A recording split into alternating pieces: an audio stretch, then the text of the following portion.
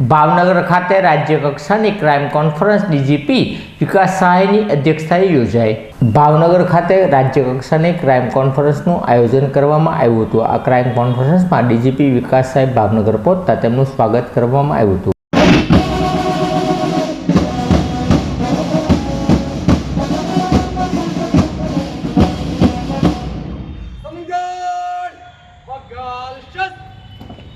बाद प्रथम प्रमोशन प्राप्त करनार पोलीस अधिकारीओं पाइपिंग सेरेमनी योजाई हती।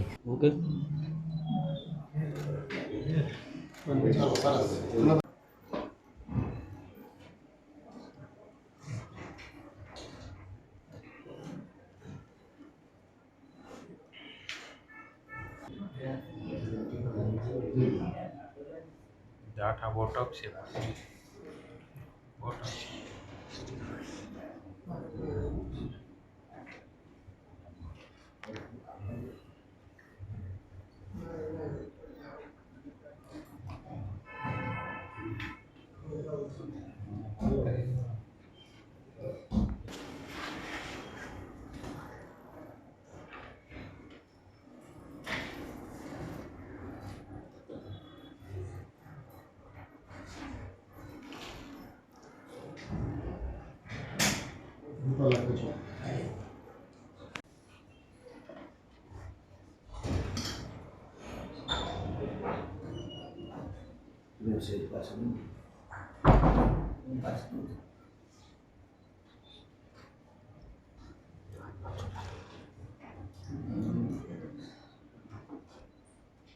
तदुपरांत डीजीपी विकास सहायनी अध्यक्षताए 5 एडीजी 4 सीपी और 9 आईजी उपस्थिति में क्राइम कॉन्फरन्स मळी हती। आ जेमां राज्यमां नोंधायेला गुनाओ डिटेक्शन और हालनी स्थितिना क्राइमने कंट्रोल करवा सहितना मुद्देओ चर्चा करवामां आवी हती। बाद डीजीपी विकास सहाय द्वारा कायदो और व्यवस्था बाबते जरूरी सूचना आपवामां आव्या हता। तदुपरांत पोलीस विभाग द्वारा करवामां आवेली कामगीरीनी समीक्षाओ करवामां आवी हती।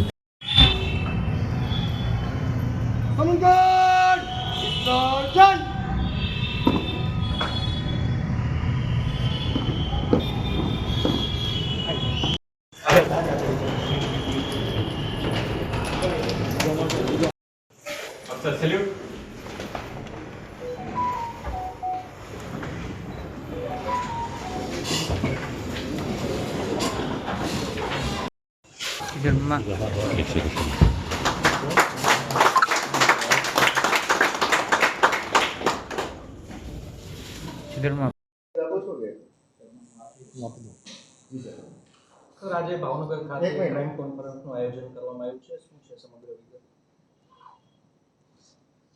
આજરોજ ભાવનગરની ઐતિહાસિક નગરીમાં રાજ્ય કક્ષાની વરિષ્ઠ પોલીસ અધિકારીઓની ક્રાઇમ કોન્ફરન્સનું આયોજન કરવામાં આવ્યું હતું અને આ ક્રાઇમ કોન્ફરન્સમાં પોલીસ ભવનના જે વરિષ્ઠ પોલીસ અધિકારીઓ છે એની સાથે સાથે ગુજરાત રાજ્યના 4 પોલીસ કમિશનરેટના પોલીસ કમિશનરશ્રીઓ અને 9 રેન્જના વડાશ્રીઓ હાજરી આપી હતી અને ગુજરાત પોલીસની કામગીરીની અલગ અલગ વિષયો ઉપર મહત્ત્વપૂર્ણ વિષયો ઉપર જે કામગીરી થતી હોય છે એના ઉપર ચર્ચા વિચારણા કરવામાં આવી।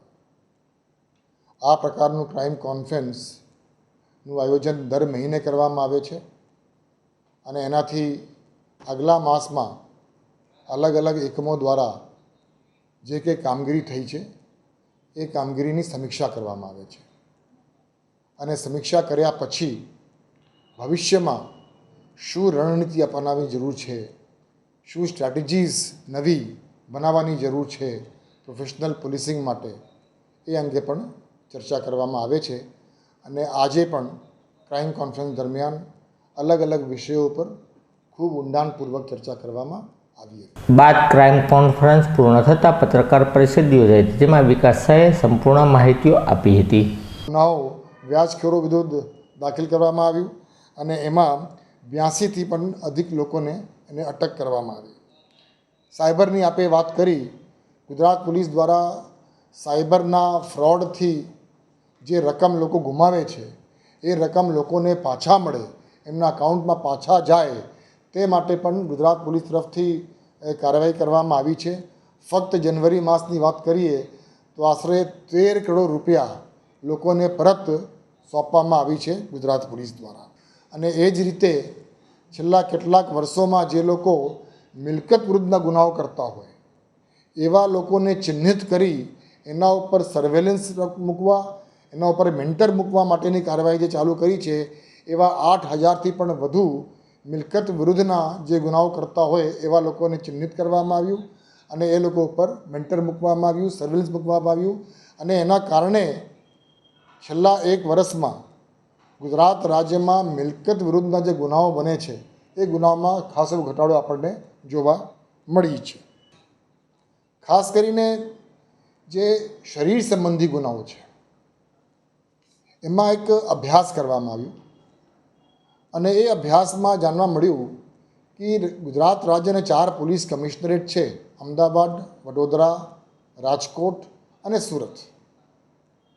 એમાં મોટા ભાગે જે શરીર સંબંધી મારામારીના જ ગુનાઓ બને છે એ મોટા ભાગે સાંજના 6 થી 12 વાગ્યાની વચ્ચે બનતા હોય છે.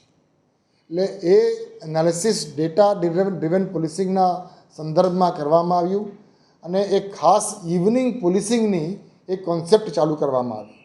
અને ઇવનિંગ પોલીસિંગને કઈ રીતે અમલીકરણ કરવા એના માટે આજે 4 પોલીસ કમિશનર્સ અને જે રેન્જ વડાઓ છે એની સાથે ચર્ચા કરવામાં આવી અને ટૂંક સમયમાં ઇવનિંગ પોલીસ ગુજરાત રાજ્યમાં વધુ અસરકારક બને, વધુ પરિણામલક્ષી બને અને ખાસ કરીને 4 પોલીસ કમિશનરેટ્સમાં મારામારીના જે ગુનાઓ બને છે એના ઉપર આપણે અંકુશ લાવી શકીએ એ બાબતે એક શસ્ત્ર પ્રોગ્રામ છે, શરીર સંબંધી ત્રાસ રોકવા અભિયાન.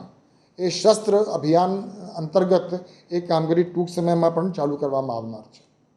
જ્યાં સુધી રોડ અકસ્માતનો સવાલ છે, છેલ્લા કેટલાક સમયથી ગુજરાત રાજ્યમાં રોડ અકસ્માતમાં જે મૃત્યુ થાય છે, જે લોકોને ગંભીર ઈજાઓ થતી હોય છે એને અંકુશમાં લાવવા માટે હેલ્મેટનું એક ખાસ ઝુંબેશ ગુજરાત રાજ્યમાં ચાલુ કરવામાં આવી છે.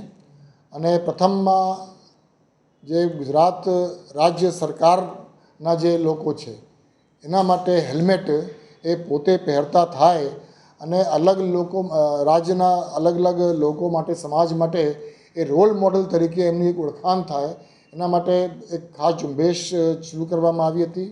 મને એ કહેતા ખૂબ આનંદ થાય છે, ખૂબ ગર્વ પણ થાય છે કે જ્યારથી આ ઝુંબેશ ચાલુ કરી છે ત્યારથી દરેક જિલ્લામાં, દરેક કમિશનરેટમાં જે સરકારી અધિકારીઓ અને કર્મચારીઓ છે એ લોકોની હેલ્મેટ પહેરવાની જે કમ્પ્લાયન્સ રેટ છે ઇટ ઇઝ ઓલમોસ્ટ 100%નો. અને એ વાતનો મને ખૂબ ગર્વ છે અને મને એવી આશા છે અને અપેક્ષા છે કે સરકારી કર્મચારીએ છેલ્લા 10 દિવસમાં જે કામગીરી કરીને બતાવ્યું છે એટલે અન્ય લોકો પણ એનો પણ ફોલો કરે.